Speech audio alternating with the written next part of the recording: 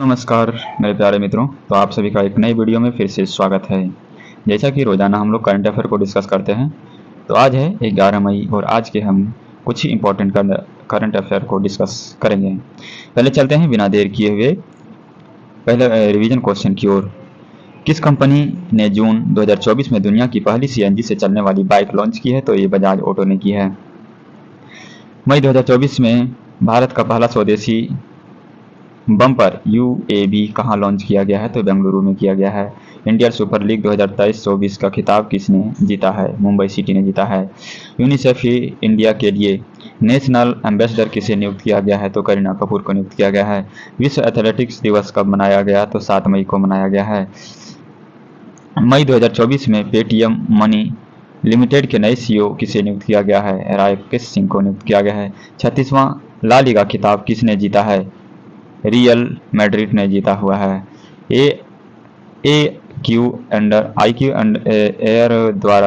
IQ air index द्वारा जारी report के अनुसार कौन सा शहर दुनिया का सबसे प्रदूषित शहर बन गया है? तो ये काठमांडू बन चुका है। दूसरा नंबर पे हमारा इंडिया का नई दिल्ली है। किस राज्य सरकार ने नक्षत्र सभा खगोल पर्यटन का अभियान की घोषणा की है? तो उत्तराखंड के द्वारा किया गया है। 5वीं बार Laureus world sportsman of the year किसने नामित किया है? नोवाक जोकोविच द्वारा नामित किया गया है। अब चलते हैं आज के करंट अफेयर के पहले प्रश्न की ओर। हाल ही में पुरातत्वविदों ने कहां 7000 साल पुरानी प्राग ऐतिहासिक बस्ती का पता लगाया है? तो सर्बिया में लगाया है। प्राग ऐतिहासिक का मतलब होता है कि मनुष्य को उस समय लिखने के लिए नहीं आता था, लिखने या लिपि की आविष्कार उस समय नहीं हुआ था। मतलब कि पत्थर से अपने काम को पूरा करते थे, चलना फिरना आता था, लेकिन उसको लिपि का पता नहीं था। उस प्राग ऐतिहासिक कहते हैं अनएडुकेटेड जिसे जिस समय। मिस्र की राजधानी इजिप्ट, मिस्र को ही इजिप्ट कहा जाता है। गोल्डन सिटी की वहीं पर कहा जाता है। मैक्सिको ब्लू होल मैक्सिको में भी खोजा गया है। और अर्जेंटीना में डायनासोर का एक प्रजाति मिला है। पुरातत्वविदों ने हाल ही में पूर्वोत्तर सर्बिया में तमीज नदी के पास 7000 साल पुरानी एक प्राग ऐतिहासिक बस्ती की खोज की है। राजधानी सर्बिया का बेलग्रेड है। नोवाक जोकोविच सर्बिया का ही है, आप याद रखेंगे इसको। मुद्रा सर्बियाई दिनार है और राष्ट्रपति अलेक्जेंडर ऊसकी है। यहाँ पर देख सकते हैं कि टर्की में ऑपरेशन दोस्त चलाया गया था। और इटली में जिस G7 का जो समिट होने वाला है वो इटली में होने वाला है। ठीक है, तो चलते हैं फिर नेक्स्ट अगले क्वेश्चन की ओर। किस देश की फार्मा कंपनी एस्ट्राजेनेका ने दुनिया भर में अपना कोरोना वैक्सीन की खरीद बिक्री बंद करने का फैसला किया है? तो ब्रिटेन की जो एस्ट्राजेनेका जो है सो ब्रिटेन की कंपनी है। कनाडा जो है सो प्लांट का वैक्सीन ये इन्होंने खोजा है। ब्रिटेन की फार्मा कंपनी एस्ट्राजेनेका ने दुनिया भर में अपनी कोविड-19 वैक्सीन की खरीद बिक्री बंद करने का फैसला किया है। ब्रिटिश अखबार द टेलीग्राफ की रिपोर्ट के मुताबिक कंपनी ने कहा है कि अब वैक्सीन की मैन्युफैक्चर और सप्लाई नहीं किया जाएगा। सब काम करामत कर लिया, उसके बाद बोल रहा है नहीं किया जाएगा अब। हाँ, कोविशील्ड का देखिए हमारे देश में कितना वैक्सीन लगा था। तो ये 3.38 करोड़ ये कोर्बोवैक्स लगा हुआ था। और कोवैक्सीन 36 करोड़ लगा था और 175 करोड़ कोविशील्ड वैक्सीन लगा था। मतलब कि 75% लोगों को तो यही लगा हुआ है। आगे चलते हैं इसके फैक्ट के ऊपर। एस्ट्राजेनेका ने माना है कि उनकी कोविशील्ड वैक्सीन कोविशील्ड दुर्लभ दुष्प्रभाव पैदा कर सकती है। पहली बार यूके और फार्मास्यूटिकल दिग्गज एस्ट्राजेनेका ने अदालत में स्वीकार किया है कि उसकी कोवैक्सीन और कोविशील्ड थ्रोम्बोस के साथ थ्रोम्बोसाइटोपेनिया सिंड्रोम नामक दुर्लभ दुष्प्रभाव पैदा कर सकती है। मतलब कि ये ब्लड क्लॉटिंग और थक्का जमना और ब्रीदिंग में प्रॉब्लम कर सकती है। एस्ट्राजेनेका वैक्सीन पर गंभीर नुकसान और मौत के आरोप लग रहे हैं। कोविशील्ड को विकसित करने के लिए एस्ट्राजेनेका ने ऑक्सफोर्ड विश्वविद्यालय के साथ मिलकर वैक्सीन विकसित की है। अगले प्रश्न की ओर चलते हैं। हाल ही में किस राज्य में पिरुलाओ पेसेपाओ अभियान की शुरुआत की गई है? तो ये उत्तराखंड के द्वारा ये शुरुआत की गई। जो जंगलों में जो आग लगी है ना, उसके मेन रीजन इसलिए चालू किया गया योजना। क्योंकि जो जंगल में जो उत्तराखंड में पूरा आग लगी हुई, जिसके ऊपर सुप्रीम कोर्ट का भी सख्त टिप्पणी आया हुआ था कि आप इसे सख्त से कोई कड़े कदम उठाएं जिससे कि आग को रोका जा सके। तो इसी के लिए पेरुल का जो पत्ता होता है ना, उसमें जंगल में सूखने के बाद इसमें ज़्यादा आग लगने की संभावना होती है। तो उत्तराखंड के सरकार के द्वारा ये बात कहा गया है कि वो पत्ते लाओ और उसको पैसे लेकर के जाओ। वो पत्ते उन्हें केजी के हिसाब से, जैसे गांव में भी देखे होंगे आप लोग, भूसा हो गया, धान का भूसा हो गया, वगैरह सब खरीदने के लिए आते हैं। उस तरीके से मतलब पेड़ का पत्ता लाओ और पैसे लेके जाओ। उत्तराखंड जंगल में आग लगने वाले कम करने के लिए पेरुल लाओ और पैसे पाओ अभियान शुरू की जा रही है। पेरुल की पत्तियों जंगलों में आग फैलाने में सबसे बड़ा कारण होती है, इसलिए इसको लाया गया। ठीक है।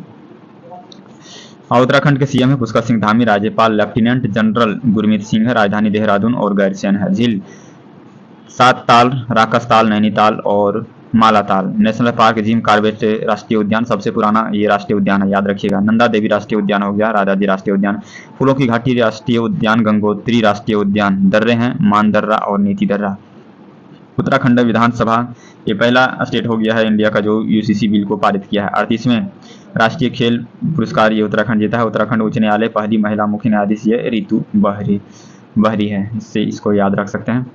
अगले प्रश्न की ओर चलते हैं। हाल ही में विश्व रेड क्रॉस दिवस कब मनाया गया है? रेड क्रॉस दिवस कब मनाया गया है? तो ये 8 मई को मनाया गया है रेड क्रॉस दिवस। और 7 मई को एथलेटिक्स दिवस मनाया गया है, इसको भी याद रख सकते हैं। और 10 मई को क्या मनाया गया है आप लोग कमेंट बॉक्स में बता सकते हैं। हर साल 8 मई को विश्व रेड क्रॉस दिवस के रेड क्रॉस दिवस मनाया जाता है। पहला अंतर्राष्ट्रीय रेड क्रॉस दिवस 8 मई 1948 को मनाया गया है। सबसे ज्यादा 3 बार इसको नोबेल पुरस्कार भी मिल चुका है रेड क्रॉस को। ठीक है, पहला बार कब मिला है ये आप कमेंट बॉक्स में बताएंगे। 1948 में इसका नाम विश्व रेड क्रॉस और रेड क्रिसेंट डे रखा गया। 2024 विश्व रेड क्रॉस और रेड क्रिसेंट डे का विषय हम जो कुछ भी कर सकते हैं वह दिल से आता है। Everything we do comes from the heart. International committee of the Red Cross को 1917, 1944 और 1963 में 3 बार नोबेल पुरस्कार मिला है। यहाँ पे आप देख सकते हैं 1917 में पहली बार इसको मिला, 44 में दूसरा बार और 63 में तीसरा बार मिल चुका है इसको। अगले प्रश्न के चलते हैं। हाल ही में स्कूल ऑन व्हील पहल किस राज्य में शुरू की गई है? तो ये मणिपुर में की गई है। मणिपुर के राज्यपाल अनुसुईया ने इम्फाल में आयोजित एक समारोह में स्कूल ऑन व्हील्स का उद्घाटन किया है। इस पहल का उद्देश्य शिविरों में रह रहे बच्चों को शिक्षा के अवसर प्रदान करना है और इस पहल का संचालन विद्या भारती शिक्षा विकास समिति मणिपुर द्वारा किया जा रहा है। मणिपुर की राजधानी इम्फाल है। मुख्यमंत्री एन बीरेन सिंह हो गया, राज्यपाल अनुसुईया उके हो गए और नेशनल पार्क केबुल लामजाओ यहाँ पे है। झील लोकटक झील यहीं पे पाया जाता है। तो ये याद रख सकते हैं मणिपुर को आप। अगले प्रश्न पे चलते हैं। आईसीसी महिला टी20 विश्व कप 2024 का आयोजन किस देश में किया जाएगा? तो ये बांग्लादेश में किया जाएगा। महिला का जो पुरुष मेंस का जो टी20 वर्ल्ड कप जो है सो ये अमेरिका और वेस्ट इंडीज के बीच में होने जा रही है इसी साल 24 में जून में होगा। अंतर्राष्ट्रीय क्रिकेट परिषद के आगामी महिला टी20 विश्व कप 2024 कार्यक्रम की घोषणा कर दी गई है। यह महिला टीम की टी20 विश्व कप का 9वां संस्करण होगा जो 3 से 20 अक्टूबर के बीच में बांग्लादेश में आयोजित की जाएंगे। स्थापना 1909 में, मुख्यालय दुबई, अध्यक्ष इसके ग्रेग बर्कले हैं। इसको याद रखेंगे। बांग्लादेश के बारे में रोचक तथ्य जान लेते हैं। बांग्लादेश के आधिकारिक नाम पीपल्स रिपब्लिक ऑफ बांग्लादेश है। बांग्लादेश में 98% से अधिक लोग बंगाली भाषा बोलते हैं जो यहाँ की आधिकारिक भाषा है। बांग्लादेश का राष्ट्रगान अमार सोनार बांग्ला नोबेल पुरस्कार के सम्मानित गुरुदेव रविन्द्रनाथ टैगोर ने लिखा है। क्या आपको पता है कि सुंदरवन दुनिया का सबसे बड़ा सदाबहार वन है जो 40% हिस्सा भारत में और 60% हिस्सा बांग्लादेश में है। बांग्लादेश की राजधानी ढाका है। मुद्रा बांग्लादेशी टाका है। प्रधानमंत्री शेख हसीना, राष्ट्रपति मोहम्मद शहाबुद्दीन है। ठीक है। बांग्लादेश के कॉक्स बाजार बीच ये दुनिया की सबसे बड़ा बीच है जो कहाँ पे है? बांग्लादेश में है। याद रखिएगा इसको। अगले प्रश्न की चलते हैं। विश्व थैलीसीमिया दिवस कब जाता है। तो ये 8 मई को ही जिस दिन रेड क्रॉस दिवस मनाया जाता है उस दिन विश्व थैलेसीमिया डे मनाया जाता है। 7 मई को बता दिए कि एथलेटिक्स डे भी मनाया जाता है। हर साल 8 मई को विश्व थैलेसीमिया दिवस के रूप में मनाया जाता है। इसी दिन अंतर्राष्ट्रीय थैलेसीमिया दिवस के रूप में भी मनाया जाता है। विश्व थैलेसीमिया दिवस का विषय क्या है? Empowering livers, embarrassing process, equitable and accessible thalassaemia transmit for all treatments of for all. Thalassaemia एक आनुवंशिक रक्त विकार है और यह बीमारी माता पिता और उनके बच्चों में संचित होती है। थैलेसीमिया रोग के शरीर में आवश्यक मात्रा में हीमोग्लोबिन नहीं बनता है। थैलेसीमिया का कोई इलाज भी नहीं है ऐसा, और थैलेसीमिया का इलाज के लिए रक्त आदान का उपयोग किया जाता है, मतलब कि रक्त को ट्रांसप्लांट करना पड़ता है, रक्त को बार बार बदलना पड़ेगा आपको। ठीक है। हाल ही में किस देश ने थॉमस और उबेर कप 2024 दोनों जीते हैं? तो ये चाइना ने जीते हैं। थॉमस कप जो है सो मेल के लिए होता है और उबेर कप फीमेल के लिए होता है, इसको याद रखेंगे। चीन के थॉमस कप और उबेर कप 2024 बैडमिंटन का खिताब चीन ने जीता है। चेंगडू में चीन में ये आयोजित हुआ था। BWF द्वारा आयोजित थॉमस कप पुरुषों के बैडमिंटन टूर्नामेंट होता है, जबकि उबेर कप महिलाओं का होता है। चीन ने 11वीं बार थॉमस कप जीता है और जबकि इंडोनेशिया ने सर्वाधिक 14 बार खिताब जीतने का रिकॉर्ड बनाया है। ठीक है। तो इसको कुछ इंपॉर्टेंट पॉइंट जानते हैं। राजधानी इसके बीजिंग है, मुद्रा रेमनबिया है और जिसे रूबल कहते हैं। और राष्ट्रपति शी जिनपिंग सैन्य अभ्यास हैंड इन हैंड। एशिया की सबसे लंबी नदी यांगसी नदी है। दुनिया का सबसे तेज इंटरनेट चीन ने लॉन्च किया गया है। चीन ने दुनिया की सबसे गहरी भूमिगत प्रयोगशाला बनाई गई है।